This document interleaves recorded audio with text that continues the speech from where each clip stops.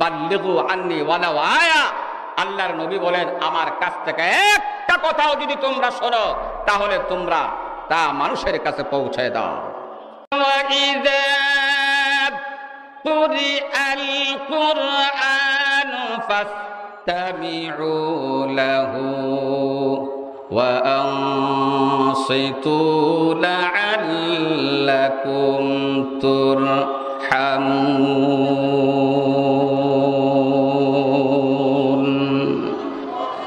আল্লাহ পাক বলেন, যখন তোমাদের সামনে কোরআন নিয়ে আলোচনা করা হবে, আল্লাহ এবং রাসূলের কথা নিয়ে আলোচনা করা হবে, দ্বীনের আলোচনা করা হবে, তখন তোমরা এই কোরআনের তেলাওয়াত, এই কোরআনের আলোচনা তোমরা তোমাদের অন্তর দিয়ে, তোমাদের দিলের কান দিয়ে শুনতে হবে। নির্দেশ কার? আর জোরে বলেন কার?